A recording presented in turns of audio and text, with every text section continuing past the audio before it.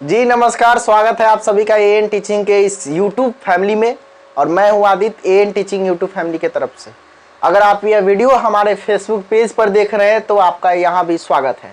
सबसे पहले हम लोग बात करते हैं आज भाषा शिक्षण के संदर्भ में। जैसा कि आप सभी को पता है, हमारे संस्थान के द्वारा प्रत्येक दिन आपके सामने वीडियोज ऑनलाइन प्लेटफॉर्म पर लाया जा रहा है।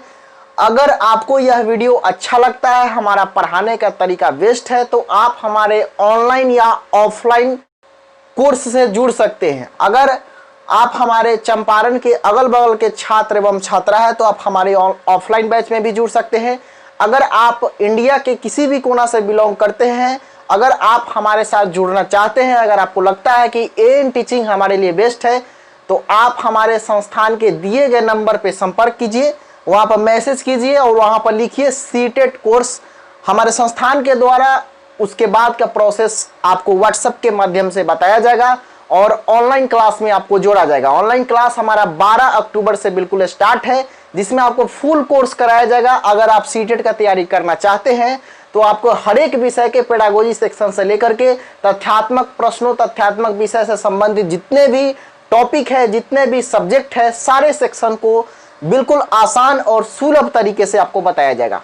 तो देखिए, आज का जो हमारा टॉपिक है वो भाषा शिक्षण के संदर्भ में, भाषा शिक्षण के सिद्धांत के बारे में। जैसा कि आप सभी को पता है, अगर आप वीडियो नहीं देखे हैं तो सबसे पहले जाकर के हमारे इस प्रीवियस वीडियो को देख लीजिए, क्योंकि वहां पर भाषा शिक्षण के सिद्धांत के बारे में हमने कहा था कि कुल आपको 14 सिद्धांत पढ़ना है, जिसमें से 5 सिद्धांत को हमने पिछले वीडियो में क्लियर कर चुका था।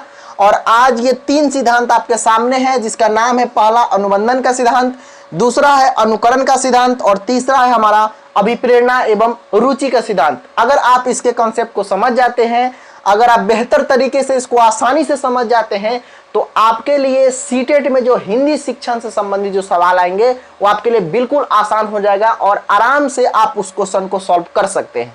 तो चलिए समझते हैं सबसे पहले कि अनुबंधन का सिद्धांत क्या होता है। देखिए, अनुबंधन के सिद्धांत में यह बातें कहा गया है कि अमूर्त रूप से नहीं, मूर्त वस्तु से जोड़कर शब्दों की जानकारी देना अनुबंधन सिद्धांत के अंतर्गत में आता है। तो अब सबसे पहले तो आपको यह समझना होगा कि यह मूर्त क्या है और अमूर्त क्या है, क्योंकि यह शब्द भी आपको बहुत परेशान करते होंगे, मूर्त और अमूर्त। देखिए, मूर्त का मतलब यह होता है कि जो प्रत्यक्ष रूप से आप देख पा रहे हैं वह आपका मूर्त दर्शन है, और जो जिसको आप देख नहीं पा रहे हैं, जिसके बारे में सिर्फ इमेजिनेशन आपके दिमाग में चल रहा है, वह आपका अमूर्त है। जैसे ये स्केच है, ठीक है, ये आपको जो है मार्कर आपके सामने दिख रहा है, तो इसका आप क्या कर रहे हैं, मूर्त दर्शन कर रहे हैं या अमूर्त दर्शन कर रहे हैं। तो आप निश्चित रूप से कहिएगा सर इसका हम मूर्त दर्शन कर रहे हैं। लेकिन इसी स्केच को, इसी बोर्ड मार्कर को अगर हम जो है छुपा देते हैं, तो अगर हम आपसे यह सवाल करेंगे कि अभी हमारे हाथ में क्या था, अभी आपने क्या देखा, तो वह क्या हुआ, अमूर्त हुआ। मतलब कि वह आपके सामने नहीं है। मतलब जो प्रत्यक्ष रूप से दिखाई देगा वह मूर्त है, और जो दिखाई नहीं देगा, जो वस्तु के बारे में हम अप्रत्यक्ष ढंग से आपको बताने समझाने की कोशिश कर रहे हैं, वो हमारा क्या है, अमूर्त है। अब निश्चित रूप से समझिएगा कि मूर्त और अमूर्त में बहुत ही ज्यादा अंतर होता है। मतलब कि मूर्त का मतलब आप समझ गए होंगे, जो आप देख रहे हैं, जो वस्तु आपके सामने दर्शन दे रहा है अर्थात दिखाई दे रहा है, वह मूर्त है। और जो वस्तु आपको दिखाई नहीं दे रहा है, उसके बारे में अगर हम आपसे पूछ रहे हैं, सवाल कर रहे हैं, वह आपका क्या है, अमूर्त है। तो इसमें कहा गया है अनुबंधन के सिद्धांत में बेसिकली कि अमूर्त रूप से नहीं बल्कि मूर्त वस्तु से जोड़कर शब्दों की जानकारी देना क्या कहलाता है, अनुबंधन के सिद्धांत के अंतर्गत में आता है। निश्चित रूप से अगर आप किसी छोटे बच्चों को सिखाना चाहते हैं, उसको बताना चाहते हैं, समझाना चाहते हैं, अगर किसी भी शब्द के बारे में बच्चों को जानकारी देना चाहते हैं, तो सबसे पहले आप उसका मूर्त दर्शन कराइए और तब जो है मूर्त से अमूर्त की तरफ उसको लेकर जाना है। सपोज दैट अगर मान लीजिए बच्चों को ए फॉर एप्पल पढ़ाना है, आपने कभी सोचा है कि जब बुक में ए फॉर एप्पल बच्चों को पढ़ाते हैं, APPLE, तो वहां पर एप्पल का चित्र क्यों दिया रहता है? क्यों नहीं बच्चों को सीधा वर्ड मीनिंग उसमें दिया रहता है कि A for apple, B for ball. आप देखे होंगे छोटे छोटे बच्चों के किताब में कि ए फॉर एप्पल जो दिया रहता है वो एप्पल का चित्र भी वहां पर बनाया रहता है, मतलब कि मूर्त रूप से उसका दर्शन करते हैं। अगर उससे भी बढ़िया मेथड से आप बच्चों को बताना चाहते हैं तो बिल्कुल आप जो है प्राकृतिक रूप से एप्पल को भी दिखा सकते हैं और कहिएगा बेटा हम इसी एप्पल के बारे में अध्ययन कर रहे हैं, इसको हम लोग बोलते हैं एप्पल और इसका स्पेलिंग होता है APPLE।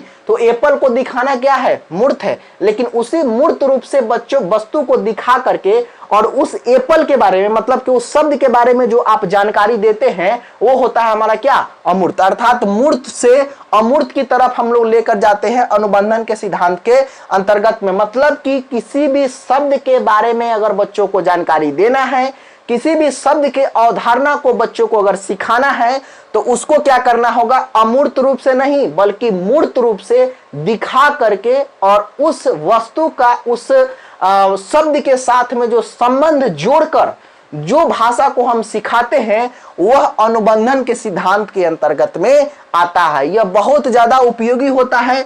आप कह सकते हैं कि यह यूजफुल तो शैशवावस्था से ही प्रारंभ हो जाता है। अगर बच्चे 3-4 साल के रहते हैं तो सीधा ए फॉर एप्पल रटाने से अच्छा है कि वहां पर एप्पल आप मूर्त रूप से बच्चों को दिखाएं और बोले कि बेटा हम इसी के बारे में पढ़ रहे हैं, ए फॉर एप्पल, देखो यह एप्पल है। बी फॉर बॉल, बॉल को दिखाते हैं, बोलते हैं कि देखो यह बॉल है। तो ये क्या है, बच्चे मूर्त रूप से उसका क्या करते हैं, दर्शन करते हैं। तो छोटे बच्चों को जब आपको किसी भी शब्द के बारे में जानकारी देनी है तो सबसे पहले हम लोग किस सिद्धांत का उपयोग करेंगे, अनुबंधन सिद्धांत का उपयोग करेंगे, जिसमें मूर्त रूप से वस्तु को शब्द के बारे में जानकारी देते हुए उसको जो हम आगे बढ़ाते हैं वो अनुबंधन के सिद्धांत के अंतर्गत में आता है। हालांकि यह उपयोगी शैशवावस्था से ही प्रारंभ हो जाता है। अगर बालावस्था तक जाते जाते जो है अगर निश्चित रूप से आप इस शब्द के बारे में जानकारी बच्चों को दीजिएगा तो वह बहुत ही बेहतर और आसान और सुलभ तरीके से इस अनुबंधन के सिद्धांत के अंतर्गत में किसी भी शब्द के जानकारी के बारे में निश्चित रूप से बेहतर तरीके से समझ पाएगा। यह होता है हमारा अनुबंधन का सिद्धांत। इसमें कहा गया है, आप देख सकते हैं बोर्ड पर लिखा हुआ है, अमूर्त रूप से नहीं बल्कि मूर्त रूप से वस्तु से जोड़कर शब्दों के बारे में जानकारी देना क्या कहलाता है, अनुबंधन का सिद्धांत के अंतर्गत में आता है। ठीक है, अब दूसरा सिद्धांत हमारे सामने है अनुकरण का सिद्धांत। देखिए अनुकरण का सिद्धांत, अनुकरण एक मनोवैज्ञानिक शब्द है। अनुकरण को हम आप इस तरह से समझ सकते हैं, अनुकरण का मतलब होता है कॉपी करना, फोटोकॉपी करना, मतलब चीजों को देख करके उसको कॉपी कर लेना, सुन करके उसको कॉपी कर लेना, वह होता है हमारा अनुकरण का सिद्धांत। अनुकरण के सिद्धांत के अंतर्गत में सिंपल सी बात आपको याद रखना है, एक पॉइंट सबसे पहला कि बच्चे भाषा को सबसे ज्यादा किसके माध्यम से सीखते हैं, तो अनुकरण के माध्यम से ही सीखते हैं। अगर आपके घर में छोटे छोटे नन्हे मुन्ने जो बच्चे होते हैं वो बच्चे में सबसे पहले भाषा का विकास किसके द्वारा होता है, तो अनुकरण के द्वारा ही होता है। मतलब कॉपी करके वह आपके भाषा को क्या करते हैं, सीखते हैं। अगर कोई बच्चा आपके घर में होता है, छोटा बच्चा है, तो आप जो है वहां पर कहते हैं कि नकारात्मक भाषा का यूज नहीं करो, नकारात्मक भाषा का उपयोग नहीं करो, गाली गलौज शब्दों का इस्तेमाल अपने घर में नहीं करो, क्योंकि बच्चे सीख जाएंगे। ऐसा क्यों कहते हैं, क्योंकि कहीं ना कहीं वह अनुकरण के सिद्धांत पर उस भाषा को सीखता है। अर्थात जैसे हम बोलेंगे बच्चे वैसे ही क्या कर लेते हैं, सीख लेते हैं। हम नकारात्मक शब्दों का इस्तेमाल करेंगे, बच्चे नकारात्मक बोलेंगे। हम सकारात्मक शब्दों का इस्तेमाल करेंगे, बच्चे सकारात्मक बोलेंगे, क्योंकि वह क्या करते हैं, कॉपी करते हैं, जेरॉक्स करते हैं, फोटो कॉपी करते हैं। किसका, हमारे शब्दों का, हमारे भाषा का, हमारे लैंग्वेज का।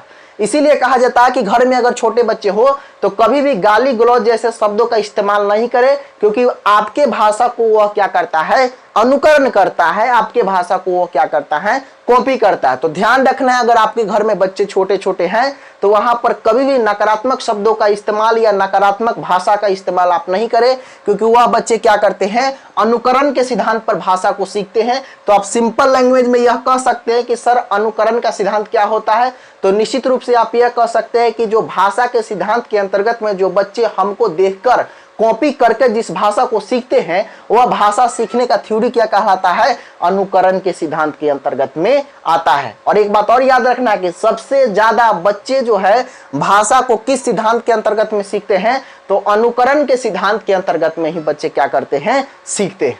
ठीक है, तो ये हो गया हमारा कौन सा, अनुकरण का सिद्धांत। अब तीसरा हमारे सामने है अभिप्रेरणा एवं रुचि का सिद्धांत। ठीक है, मोटिवेशन एंड इंटरेस्ट थ्योरी।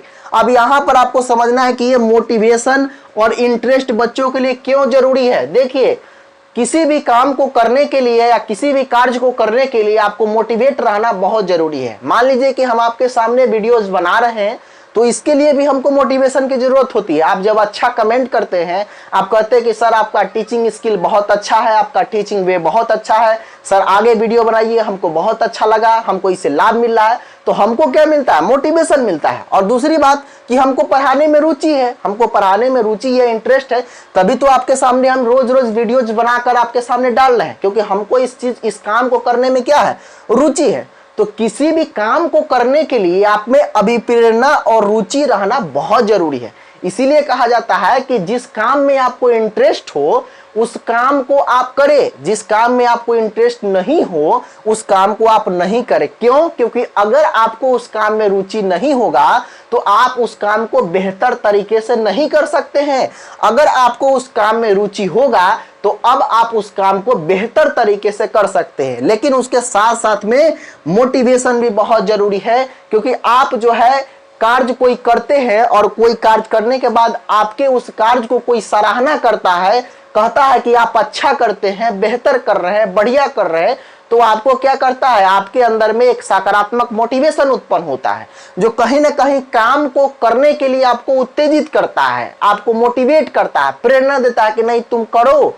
तुम्हारे जो लोग हैं या तुम्हारे जो स्टूडेंट्स हैं या तुम्हारे कार्य का क्या कर रहे हैं? सराहना कर रहे हैं। तो हमको क्या मिलता है? मोटिवेशन। तो वैसे ही तो छोटे बच्चों में भी होता होगा। मोटिवेशन और रुचि के सिद्धांत के अंतर्गत में अगर कोई बच्चा कोई काम करता है, उसको मोटिवेट करना है कि बहुत बढ़िया। जैसे सिंपल सी बात हम आपको बताते हैं, जिन लोगों को मनोविज्ञान का ज्ञान नहीं होता है वो लोग मोटिवेशन को नहीं समझते हैं। जिन लोगों को मनोविज्ञान का ज्ञान नहीं होता वो लोग रुचि को नहीं समझते कि रुचि क्या है, मोटिवेशन क्या है।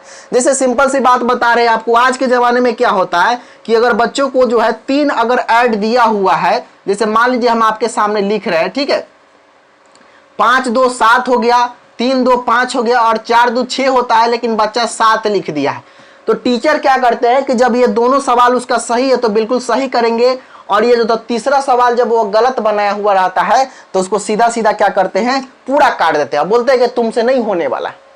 अब क्या होता है? बच्चा वहां पर डिमोटिवेट हो जाता है और उसको लगता है कि हमसे नहीं होने वाला है। जब गुरुजी कह दिए हैं कि तुमसे कभी नहीं होगा, तुम कभी नहीं पढ़ सकते हो, तो बच्चे क्या होते हैं? डिमोटिवेट हो जाते हैं। जब आपको 2 सवाल वो बच्चा सही बना दिया है तो 1 सवाल तो वह सही बना ही देगा। त्रुटि सीखने की जर्नी है, त्रुटि सीखने की खिड़कियां हैं। अगर बच्चे त्रुटि नहीं करेंगे तो सीखेंगे कैसे? सीखने का एक अंग होता है त्रुटि।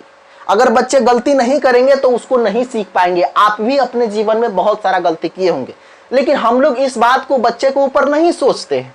हम लोग यह सोचते हैं कि जब ये 2 क्वेश्चन को सही बनाया, तीसरा क्वेश्चन गलत किया, तो पूरे क्वेश्चन को काट देते हैं, बोलते हैं कि तुमसे कभी नहीं हो पाएगा। मतलब कि अगर आप एक टीचर होने के नाते अगर आप इस तरह के काम को कर रहे हैं तो मतलब कि आप फाइनली समझ सकते हैं कि आप में चाइल्ड साइकोलॉजी का ज्ञान नहीं है, आप में बाल मनोविज्ञान का ज्ञान नहीं है, क्योंकि आपको पता ही नहीं है कि त्रुटि सीखने की जर्नी है, त्रुटि सीखने की खिड़कियां है, त्रुटि सीखने का पायदान है। अगर उस पायदान पर आप नहीं चलते, आप भी पायदान पर चले होंगे तो बच्चे भी तो उसी पायदान पर चल रहा है।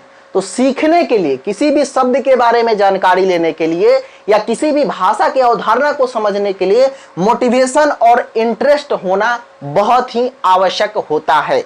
2 तरह के मोटिवेशन होते हैं, एक सकारात्मक और एक नकारात्मक। सकारात्मक मोटिवेशन की बात करें तो बच्चे में स्वयं आता है, अपने आप जागृत होता है, उसको हम लोग सकारात्मक कहते हैं। और नकारात्मक मोटिवेशन का मतलब ये होता है कि किसी बाह्य फोर्स के द्वारा जब आप में मोटिवेट होते हैं आप, तब वो नकारात्मक मोटिवेशन कहलाता है। सकारात्मक मोटिवेशन बहुत बेस्ट होता है।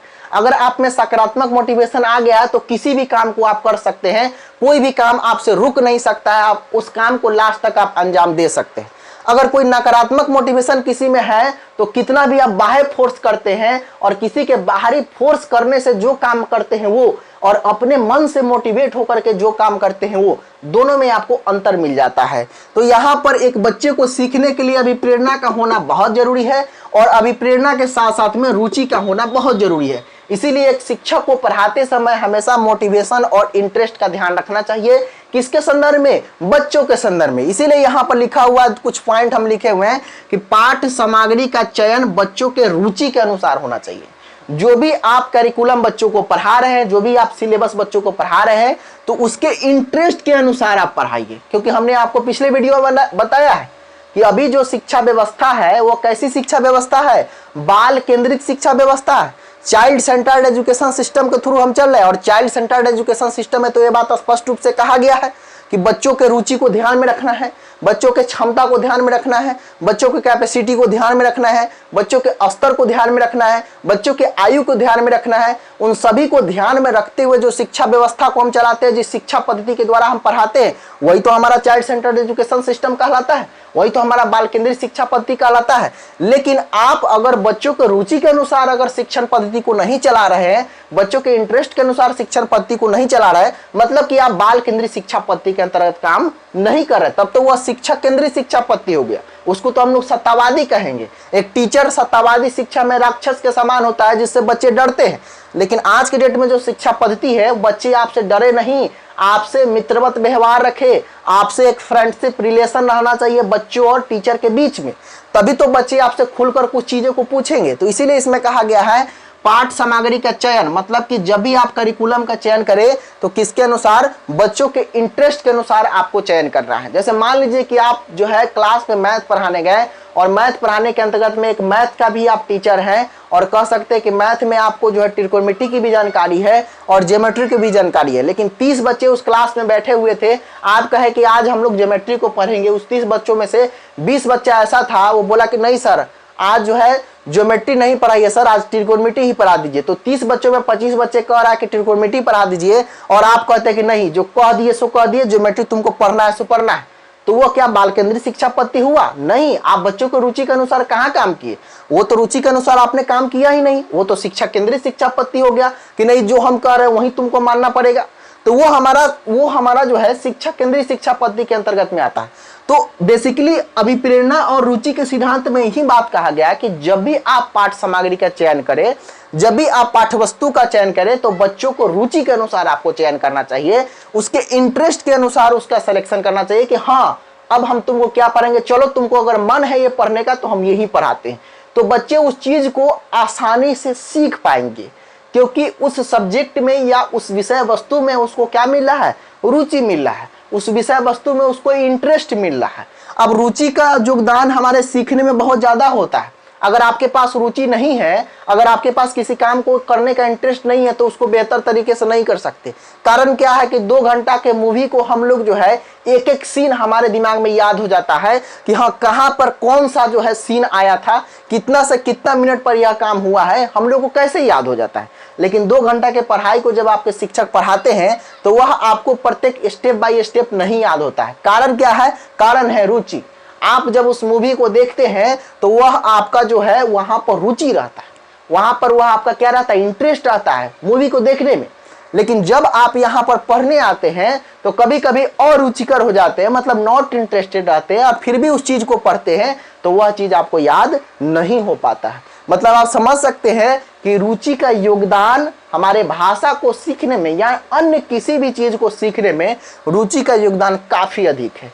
और अगर अभिप्रेरणा की बात करें तो मोटिवेशन भी सीखने के लिए बहुत ज्यादा जरूरी होता है। अगर किसी भी विषय वस्तु में हमको मोटिवेट नहीं किया जा रहा है, अब एक शिक्षक जो है बच्चों को मोटिवेट कैसे करता है, यहाँ पर हमने आपको सवाल बताया कि 5 + 2 = 7, 3 + 2 = 5 अगर बच्चे सही बताए हैं, और 4 + 2 = 6 होना चाहिए, लेकिन बच्चा 7 लिख दिया है, तो आप एक बार क्या करते हैं, डायरेक्ट पूरा को काट देते हैं। इसमें बच्चे नकारात्मक अभिप्रेरणा में चले जाएंगे। लेकिन आप यहाँ पर ये भी तो कर सकते थे कि बेटा ये 5 + 2 = 7, 3 + 2 = 5 तो सही लिखा, लेकिन 4 + 2 = कितना होगा बेटा? चलो अभी काउंट करो तो 1 2 3 4, और 4 में 2 ऐड करो तो फिर 4 में 2 ऐड किया बेटा, बताओ 4 के बाद क्या होगा? 5, 5 का क्या होगा?